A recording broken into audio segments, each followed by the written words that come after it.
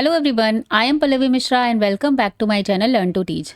सो हम कर रहे हैं कानपुर यूनिवर्सिटी, जिसे आप CSJM यूनिवर्सिटी के नाम से भी जानते हैं, B Ed semester 1 paper number 1 which is philosophical perspective of education. आज है इसकी क्लास नंबर 5। ओके, इसके अलावा अदर यूनिवर्सिटीज़ जहाँ पर आपका पेपर है फिलोसफिकल पर्सपेक्टिव ऑफ एजुकेशन, तो ये पूरा कंटेंट आपके लिए भी इक्वली बेनिफिशियल है। ओके, सो चलिए वीडियो स्टार्ट करते हैं। इससे पहले अगर आप मेरे चैनल पर नए हैं तो प्लीज़ वीडियो को लाइक शेयर एंड सब्सक्राइब ज़रूर करिएगा। और जो लोग नए हैं उनके लिए बताना चाहूँगी, ये पूरा कंटेंट हमारा इंग्लिश में रहता है, बट जो एक्सप्लेनेशन है वो मैं हिंदी और इंग्लिश दोनों में करती हूँ। इसके अलावा जो लोग पेड नोट्स को परचेज करना चाहते हैं, यहाँ पर नंबर फ्लैश हो रहा है 7208053840। इस नंबर पे मैसेज करके आप पेड नोट्स को भी परचेज कर सकते हैं। बहुत सारे लोगों ने परचेज कर लिए हैं, बिकॉज लास्ट टाइम क्या हुआ, अचानक से डेट आ गई थी। सो टाइमली परचेज कर लीजिएगा, अदरवाइज बाद में आप परचेज करते हैं फिर आपको पढ़ने का भी उतना टाइम नहीं मिलता है। ठीक है, सो ये नोट्स इंग्लिश मीडियम स्टूडेंट्स के लिए हैं ओनली। ये बात मैं बताना चाहूँगी। ठीक है, तो लेट्स स्टार्ट द वीडियो। चलिए, इससे पहले कि अगर आपने क्लासेस नहीं देखी हैं तो प्लेलिस्ट का लिंक मैं डिस्क्रिप्शन बॉक्स में डाल दूंगी, आप सारी क्लासेस 1 बाय 1 देख सकते हैं। सो आज हम करने वाले हैं eastern philosophy and western philosophy. Eastern philosophy Eastern philosophy refers to the philosophical thoughts and traditions that originated in the East, जैसा कि नाम से ही समझ में आ रहा है। मेनली कौन सी countries, like India, China, Japan, Korea and other parts of Asia. जहाँ एशिया की जो कंट्रीज़ हैं उसमें जो फिलोसफीज जनरेट होती है, उन कंट्रीज़ की फिलोसफीज़ को हम लोग बेसिकली ईस्टर्न फिलोसफी बोलते हैं। It is deeply rooted in spiritualism, religion, inner harmony, morality and self realisation. ठीक है, तो इसका बेसिकली रूट क्या है, जो ईस्टर्न फिलॉसफी है उसका बेसिकली रूट क्या है, उसकी जड़ क्या है, आप कह सकते हैं वो किस पर बेस्ड है। इस स्पिरिचुअलिज्म मीन्स आध्यात्म पर, धर्म पर, आपसी इनर हार्मोनी मीन्स अपना आपसी सौहार्द बनाना, बैलेंस बना के चलना, सामंजस्य बनाना, मोरालिटी और सेल्फ रियलाइजेशन पे अपना जो आत्म साक्षात्कार बोलते हैं। ठीक है, eastern philosophy often emphasises collective welfare, discipline, meditation, simplicity and unity with nature. Clear हो गया, तो ये हमारा ईस्टर्न फिलोसफी का इंट्रोडक्शन हो गया। अब ईस्टर्न फिलोसफी में जो आपको मेन फिलोसफी मानी जाती हैं वो इंडिया, चाइना और जापान की मानी जाती हैं, जिसमें आपको कौन सी पढ़नी है, इंडियन फिलोसफी। ठीक है, तो इंडियन फिलोसफी या ईस्टर्न फिलोसफी में आती है और वही आपको पढ़नी है। अब इंडिया में देखिए दो तरह के ग्रुप हैं इंडियन फिलोसफी में, ऑर्थोडॉक्स एंड हेट्रोडॉक्स।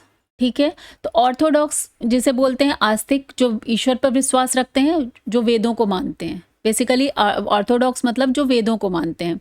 उसमें कौन सी फिलोसफीज आती है, मीमांसा, वेदांता, सांख्य, योग, न्याय, Vaisheshika. Clear.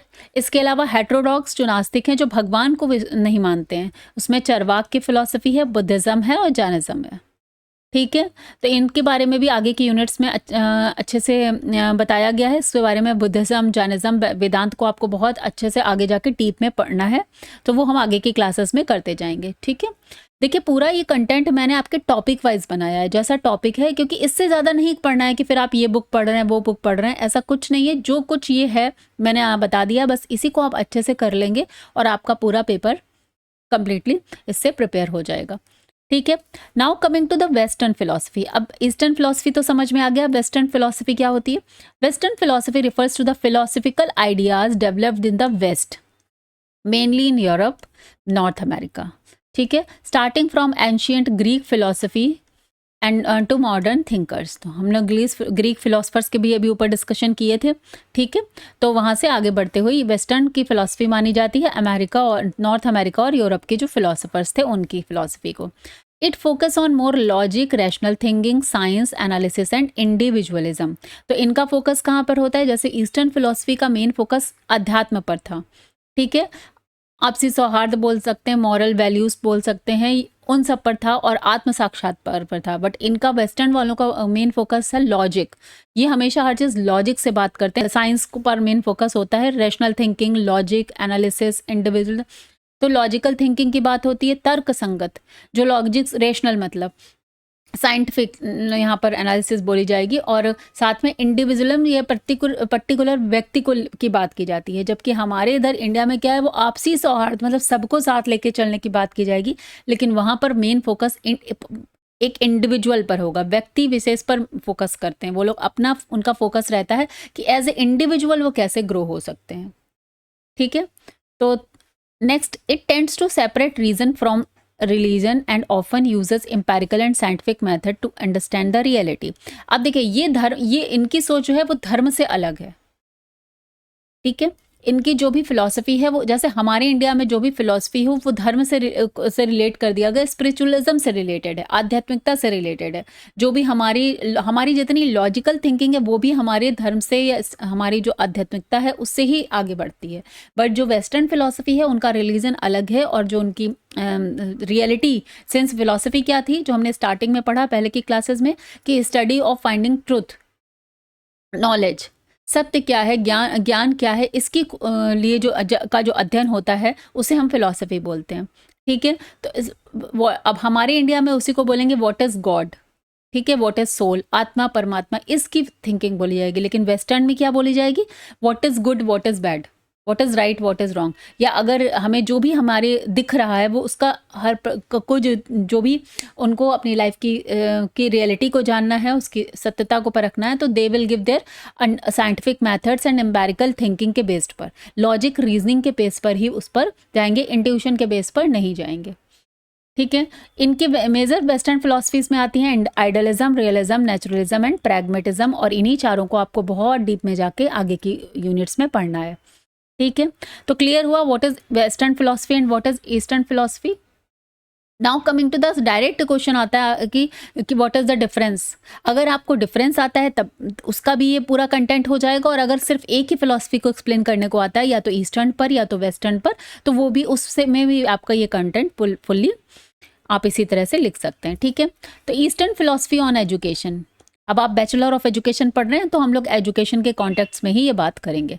Eastern philosophy of education is a holistic approach to learning that emphasise harmony, balance and the interconnectedness of mind, body and spirit. ठीक है, तो जो हमारी ईस्टर्न फिलोसफी है वो किस पे बात करती है, होलिस्टिक अप्रोच उनका है पूरा डेवलपमेंट, लेकिन बेसिकली माइंड, बॉडी और सोल। ठीक है, मन का, शरीर का और आत्मा का, आत्मा परमात्मा का मिलन, और आत्मा क्या है, परमात्मा क्या है, ये जो हमारी पूरी इंटरकनेक्टेडनेस है, इस पर बेसिकली फोकस्ड होती है हमारी ईस्टर्न फिलोसफी। जबकि western philosophy of education emphasises critical thinking, individualism and pursuit of knowledge. ये बेसिकली क्रिटिकल थिंकिंग पर, लॉजिकल थिंकिंग पर डिपेंडेंट करती है, और इंडिविजुअलिज्म पर बात करती है, व्यक्ति विशेष की बात करती है, व्यक्तिगत आपकी नॉलेज की, ज्ञान की, अपने अपलिफ्टमेंट की बात करते, फोकस ज़्यादा करते हैं। परसुएट ऑफ नॉलेज, और नॉलेज को परस्यू उसी के बेसिस पर करते हैं। ठीक है, नेक्स्ट आ गया हमारा, अब देखिए ईस्टर्न फिलोसफी की जो एजुकेशन है उसमें पैसिव लर्निंग को महत्व दिया गया है। Students are passive learners only, they had need to listen their teachers and teachings. तो क्या होता था, जो हमारी इंडिया में पहले क्या होता था, जो भी वेदों का भी ज्ञान दिया जा रहा है तो गुरु अब लेक्चर्स के थ्रू या बोलता था, और बच्चों को या जो उनके शिष्य होते थे उनको सिर्फ सुनना होता था। ठीक है, तो ये इस टाइप की लर्निंग को क्या कहते हैं, पैसिव लर्नर्स। और जबकि वेस्टर्न फिलोसफी क्या है, एक एक्टिव लर्निंग होता है, जहाँ students are active participants in a class. यहाँ पर क्या है कि स्टूडेंट को यहाँ पर टीचर्स आके लेक्चर्स नहीं देंगे, स्टूडेंट्स विल बी एक्टिव, उनको एक्टिविटी कराई जाएगी, उनको तरह तरह के गेम्स खिलाए जाएंगे, उनके अंदर जो भी क्यूरियोसिटी है, जो भी ज्ञान है, उसको उस थ्रू एक्टिविटी उनको समझाने की कोशिश की जाएगी। ठीक है, नेक्स्ट आएगा यहाँ पर फोकस किस पे था, मेमोराइजेशन पे।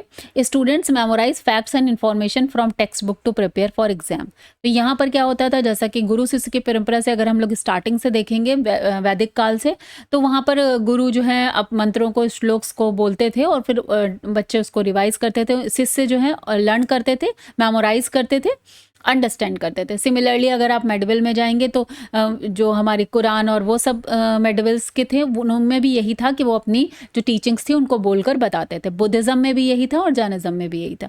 लेकिन अगर आप वेस्टर्न के साइड जाएंगे तो research and practical learning, western education emphasises research, critical thinking and practical learning. जबकि वेस्टर्न में क्या हुआ था, क्रिटिकल थिंकिंग और प्रैक्टिकल नॉलेज पर ज़्यादा फोकस किया जाता था, रटने पर इतना फोकस नहीं है। क्रिटिकल थिंकिंग यहाँ भी है, students develop critical thinking skills to understand the material, ठीक है। लेकिन यहाँ पर critical thinking students are encourage to think critically, challenge existing ideas. तो यहाँ पर क्या था, क्रिटिकल थिंकिंग यहाँ भी है, ऐसा नहीं है कि बिल्कुल क्रिटिकल थिंकिंग की बातें नहीं होती, लेकिन यहाँ पर क्रिटिकल थिंकिंग की जाती थी, चिंतन किया जाता था किसके लिए, जो जैसे आपने वेदों के ज्ञान लिए तो उनको ही और ज़्यादा अच्छे से समझने के लिए उस पर क्रिटिकल थिंकिंग की जाती थी। लेकिन वहाँ पर वेस्टर्न में क्या होता है, क्रिटिकल थिंकिंग का मोटिव होता है कि जो भी एग्जिस्टिंग आइडियाज़ है उनको चैलेंज करना। तभी उसी बेसिस पे देखिए साइंस में कितनी नई नई थ्योरीज डेली डेली आती रहती हैं। तो वो क्यों हो रही है, क्योंकि जो एग्जिस्टिंग आइडियाज़ है उनको सिर्फ उसी तरीके से नहीं उनको समझना है, उसको चैलेंज भी करना है कि अगर ऐसा है तो क्यों है, क्यों नहीं है, ठीक है। नेक्स्ट आ गया teacher student relationship. Student learn from there teachers and strive from excellence. तो यहाँ पर क्या होता था कि स्टूडेंट को जो है वो टीचर से ही लर्न करना है, इसी पर मेन फोकस था, और एक्सीलेंस के लिए लगातार प्रयास करते रहना कि हाँ उनको एक तरह से मतलब अवार्ड मिलेगा कि वो बहुत बुद्धिमान है या एक्सीलेंट है।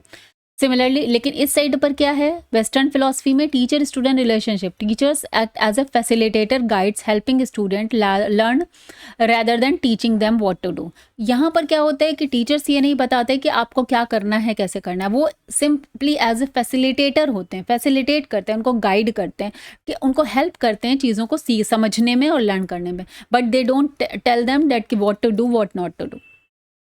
मीन्स उनको खुद ही एक्सप्लोर करने को दिया जाता है। एक सिंपल से एग्जांपल से बताना चाहूँगी कि जैसे कि वेस्टर्न कंट्रीज़ में जो सिंपल सा इलेक्ट्रीशियन का काम है, प्लम्बर का काम है, ये सारी क्लासेस उनको स्कूल में कराई जाती हैं। उनको फोकस नहीं है कि आपको एक सिलेबस है उसको कंप्लीट करना है, और यहाँ इंडिया में वही नहीं हो सकता ना। इस सब कामों को तो बड़ा छोटा काम माना जाता है, लेकिन तभी वहाँ पर देखिए एग्रीकल्चर भी कितना आगे ग्रो कर गया है। वहाँ पे कोई भी लेबर आपको नहीं मिलेंगे। क्यों नहीं लेबर मिलते हैं, ये सारे हाउस होल्ड घर के काम जो है लोग खुद ही सीखते हैं और खुद ही करते हैं, और खुद ही उनको आता है, ठीक है। जबकि वो इलेक्ट्रीशियन का, प्लम्बर का, स्वीपिंग का, ये सारा काम इंडिया में क्या हो रहा है, ये ऐसा बोला जा रहा है कि ये पढ़ने वाले लोग नहीं करेंगे, लोअर क्लास काम है, अभी भी वो चला आ रहा है। जबकि बाहर के देशों में ऐसा नहीं है ना। वेस्टर्न साइड आप जाएंगे तो वहाँ पर ऐसा नहीं है, वो अपने बच्चों को स्कूल से ही इन सारी चीज़ों के बारे में जानकारी देते हैं और सिखाते हैं। तो ये एक डिफरेंस है ईस्टर्न फिलॉसफी और वेस्टर्न फिलॉसफी में। उसका एक एग्जांपल आप समझ सकते हैं। Respect for authority, student honour and obey their teachers and elders. तो यहाँ पर क्या होता था कि जो भी आपका टीचर है उसकी रिस्पेक्ट आपको करनी है, उनको मानना है। कहीं अगर आपको गलत भी लग रहा है लेकिन तब भी आपको उनको मानना है, ओबे करना है। जबकि यहाँ पर क्या है, स्टूडेंट्स इंटर्ड नहीं सेंटर्ड होगा, इसको करेक्ट कर लीजिएगा। Students are given the freedom to take charges of their own learning. लेकिन यहाँ पर क्या है, जो वेस्टर्न फिलॉसफी में एजुकेशन है वो स्टूडेंट सेंटर्ड होती है। दिस मीन्स उनको स्वतंत्रता होती है कि वे अपने जो भी वो सीख रहे हैं उसका रिस्पॉन्सिबिलिटी उनकी अपनी है, वो फ्री है कि वो कैसे सीखना चाहेंगे। यहाँ पर क्या है, कलेक्टिविज्म है। Eastern education values are collective over the individual. तो यहाँ पर इंडिविजुअल से ज़्यादा वैल्यूज़ को मान्यता दी जाती है, जबकि यहाँ पर क्या है, वेस्टर्न में individualism means western education places a strong emphasise on individualism. Means एक व्यक्ति के ऊपर ज़्यादा फोकस करती है कि एक इंडिविजुअल आपकी पर्सनालिटी कैसे ग्रो हो रही है, उस पर ये बात करती है, उस पर फोकस करती है। Social harmony, students learn to live in harmony with the universe and the others. तो यहाँ पर बच्चों को एक आप सामंजस्य, एक संतुलन बना के यूनिवर्स के साथ और आपकी जो सोसाइटी है सबके साथ आपसी प्रेम, सौहार्द के लिए सिखाया जाता है। जबकि वहाँ पर क्या है, intellectual inquiry, western education values in television inquiry and creativity. Television ये रॉन्ग लिखा हुआ है, यहाँ पर लिखिए intellectual inquiry and creativity. This means वो बुद्धिमत्ता को, मीन्स कॉग्निटिव थिंकिंग को ज़्यादा प्रमोट करते हैं बेसिकली सोशल हार्मोनी से। क्लियर हो गया।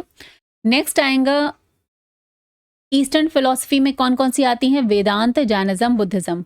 जबकि वेस्टर्न फिलॉसफी में कौन कौन से आते हैं, एरिस्टो, Rousseau, Paulo Freire, John Dewey. तो ये आपके तो इस तरीके से टोटल 8 पॉइंट में आपने इस पूरी ईस्टर्न और वेस्टर्न फिलॉसफी को समझा है। तो ऐसा नहीं माना जाएगा। अब देखिए एक कंक्लूजन ज़रूर इसमें लिखना है लास्ट में। Eastern philosophy focus on the inner world, spiritualism, wisdom and self discipline. तो यहाँ पर जो है हमारी जो ईस्टर्न फिलॉसफी है वो इनर वर्ल्ड पर, जो हमारा आंतरिक मन, आंतरिक ज्ञान है, साथ में स्पिरिचुअलिज्म, आध्यात्मिक बुद्धिमत्ता, विजडम पे बात करती है और सेल्फ डिसिप्लिन की बात करती है। जबकि western philosophy emphasise the outer world, वो मेटेरियलिस्टिक वर्ड पर ज़्यादा बात करते हैं, ठीक है, साइंटिफिक अंडरस्टैंडिंग पर और इंडिविजुअल फ्रीडम। उनके लिए एक व्यक्ति की, जैसे यहाँ पर हम लोग को शुरू से ही एडजस्टमेंट सिखाया जाता है ना, तो वो किस लिए एडजस्टमेंट करना है, क्यों? क्योंकि हमें एक सोशल हार्मोनी बना के रहनी है। लेकिन अगर आप वहाँ पर जाएंगे तो वहाँ इंडिविजुअल को ज़्यादा के अधिकारों को, ये कह सकते हैं, ज़्यादा फ्रीडम है। तो ऐसा नहीं कहूँगी कि वो बिल्कुल करेक्ट हैं, कहीं ना कहीं यही चीज़ें जब बहुत ज़्यादा अधिकता में होती हैं तो नुकसान भी करने लगती हैं। तो हर चीज़ के पॉजिटिव और नेगेटिव दोनों ही पॉइंट होते हैं। Both are complementary and in education a balance of both can lead to holistic development. तो बैलेंस ऑफ बोथ इज जो है वही होलिस्टिक डेवलपमेंट कर सकता है, बिकॉज आप कुछ चीज़ें इसकी देखेंगे, कुछ चीज़ें उसके देखेंगे। अब जो हमारी आजकल की प्रेजेंट जो हमारी एजुकेशन है उसमें बहुत सारी चीज़ें चेंज हो चुकी हैं। अब स्टूडेंट सेंटर पे फोकस किया जाता है, बच्चे को एक्टिव लर्नर रखना है, हम उसी फिलॉसफी को मानते हैं।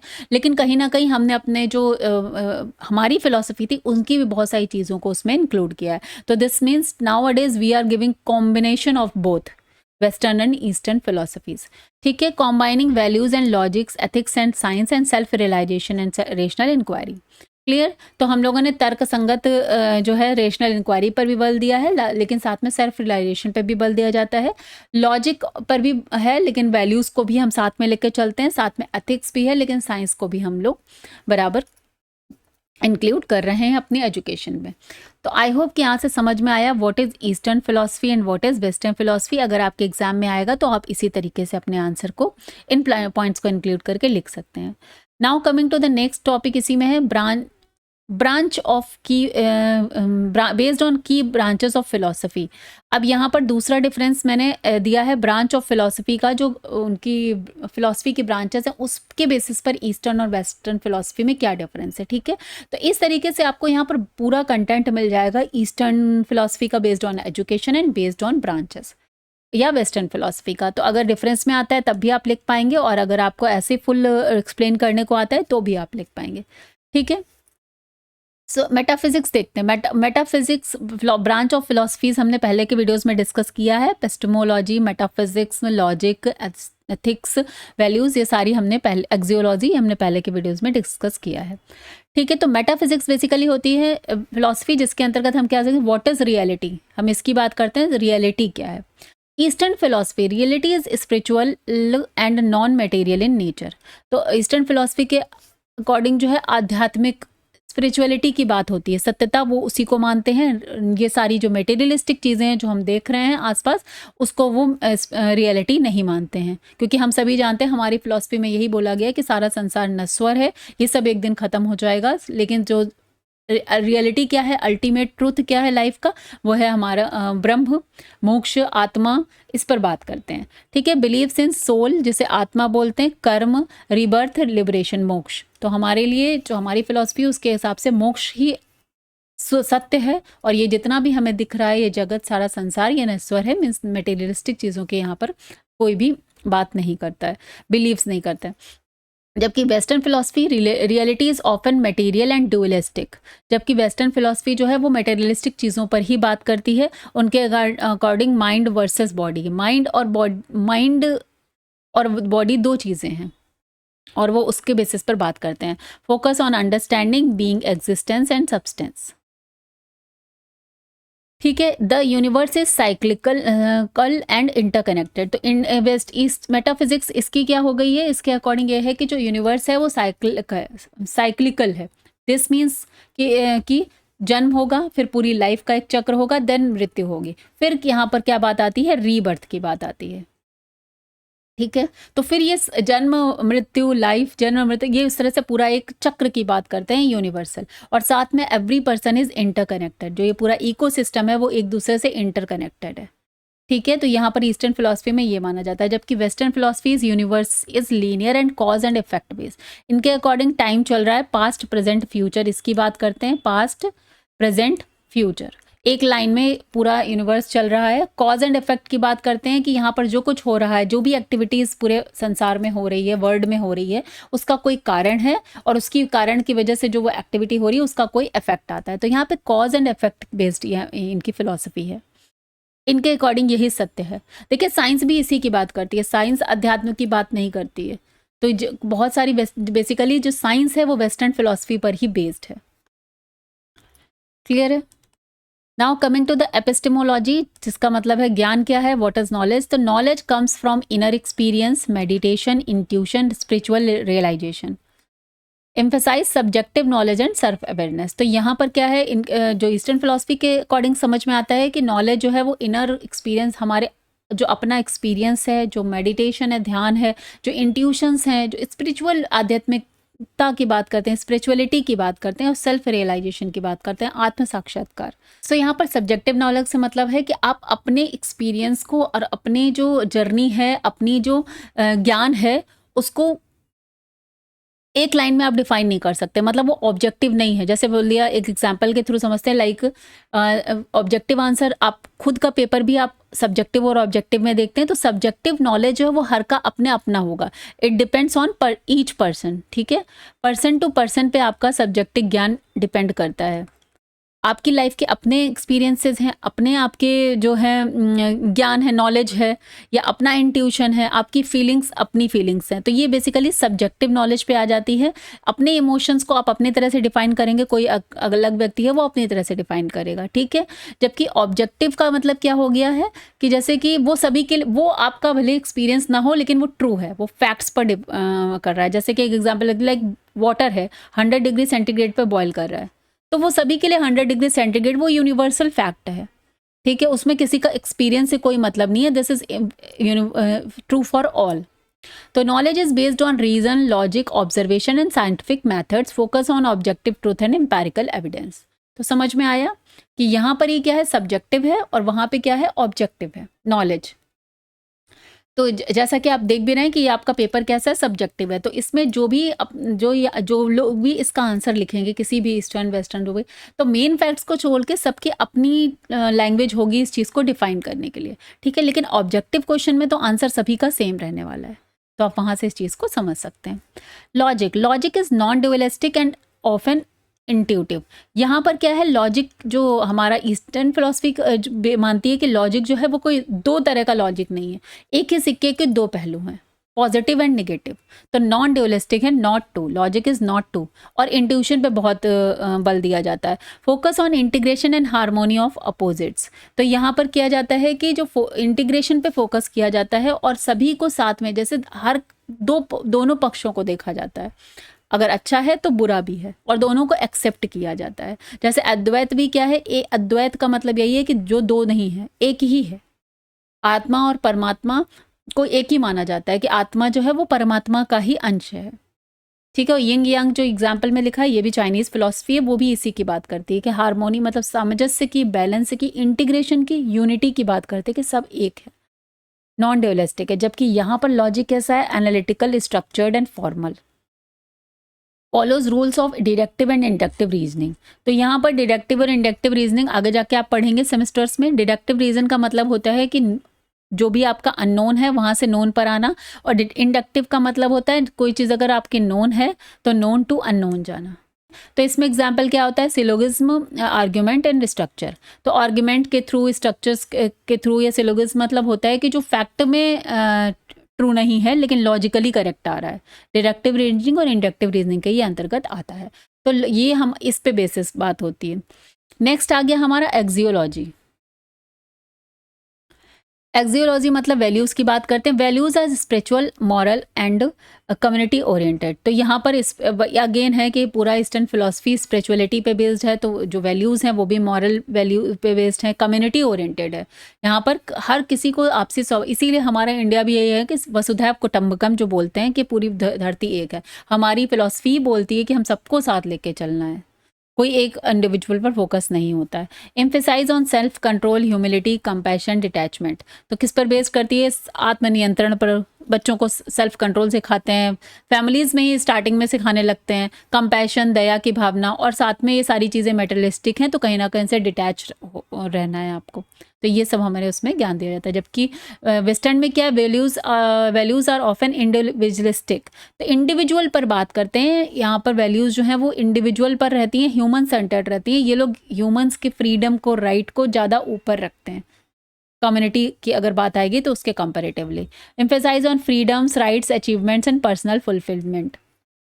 उसी के बेसिस पर आपने देखा है कि वहाँ पर न्यूक्लियर फैमिलीज़ ज़्यादा हैं, वहाँ पर कोई किसी पर इतना ज़्यादा डिपेंडेंट नहीं होगा। जिस तरह से हमारी सोसाइटी है कि एक फैमिली है तो उसमें पेरेंट्स और सबके बीच में एक अलग बॉन्डिंग है और एवरीबडी इज़ इंटरकनेक्टेड, एक सिंपल सा एग्जांपल। लेकिन वहाँ की सोसाइटी और वहाँ की फैमिलीज़ ऐसी नहीं हैं। वहाँ पर तभी इतना ज़्यादा अलगाव देखा जाता है क्योंकि उनकी फ़िलॉसफ़ी ही इंडिविजुअल पर बेस्ड है कि अगर कुछ थोड़ा सा भी इंडिविजुअल को सैक्रिफाइस करना पड़ रहा है तो दिस मीन्स वो नहीं करेंगे। और हम ये सभी जानते हैं कि अगर 4 लोग साथ में रहेंगे तो सबके थॉट्स अलग होंगे, तो हमें कहीं न कहीं एडजस्टमेंट करना होगा। तो हमारी ईस्टर्न फ़िलॉसफ़ी या इंडियन फ़िलॉसफ़ी यही सिखाती है कि हम एक-दूसरे के साथ एडजस्ट करके हार्मोनी के साथ बढ़ेंगे आगे। और ये सारी चीज़ें जो है वो नॉन मटेरियल वर्ल्ड की हैं, जो कि ख़त्म हो जाएँगी एक दिन, एक ना एक दिन, नश्वर हैं। लेकिन ब्रह्म और आत्मा, ये जो है इसको हम इस पर बिलीव करते हैं और यही रियलिटी मानते हैं। तो उसी से लिंक्ड ये सारी उनकी फ़िलॉसफ़ी भी आती है। लास्ट है एथिक्स इज़ रूटेड इन धर्म, ड्यूटी एंड कर्म, तो एक्शन एंड कॉन्सिक्वेंसेस। तो धर्म, एथिक्स हमारे क्या कहते हैं कि धर्म को फॉलो करना है और कर्म पर फोकस है, धर्म और कर्म पर focus on universal harmony, non violence, in inner purity. ठीक है, आत्मा की शुद्धता, अहिंसा, यूनिवर्सल हार्मोनी, ये सारी चीज़ें भी डिस्कस करी हैं। जबकि इनकी जो है बेस्ड होता है, ethics is based on reason, justice, rights, laws. वहाँ पर रीज़न, तर्क पर, न्याय पर, सही गलत पर, इस पर बात की जाती है। Concern with defining what is wrong, what is right through rational principles. तो क्या सही है क्या गलत है, इस पर ज़्यादा फोकस किया जाता है, ना कि आपके यूनिवर्सल हार्मोनी या अहिंसा या इनर प्योरिटी की बात करी जाती है। ठीक है, तो देखिए हर फिलॉसफी के अपने एक अच्छाई और बुराई दोनों होती है, पॉजिटिव और निगेटिव दोनों थिंग्स हैं। और कहीं ना कहीं अब आप देख भी रहे हैं कि जो हमारी इन ईस्टर्न फिलॉसफी है उसमें बहुत सारी ज़्यादा वेस्टर्न फिलॉसफी का प्रभाव देखने को मिलता है, उसका इफेक्ट देखने को मिलता है। अब बहुत हमारी सोसाइटी आगे जाते जाते चेंज हो रही है, बिकॉज अब हमने साइंस एंड टेक्नोलॉजी को बहुत ही उससे अपना लिया है। तो इसलिए अब हमारी जो चीज़ें हैं वहाँ की यहाँ पर इन्फ्लुएंस भी कर रही हैं और बहुत सारी चीज़ें अब चेंज भी हो रही हैं। ठीक है, तो आई होप कि आपको ये आज का ये वीडियो समझ में आया होगा। अगर वीडियो यूज़फुल लग रहा है, इन्फॉर्मेटिव लग रहा है, तो प्लीज़ चैनल को लाइक, शेयर, सब्सक्राइब ज़रूर करिएगा। आपके लाइक और कमेंट करने से, हाइप करने से ये वीडियो की रीच ज़्यादा से ज़्यादा लोगों तक पहुँचती है। चलिए मिलते हैं नेक्स्ट क्लास में। Till then bye bye, take care, have a nice day, thank you so much.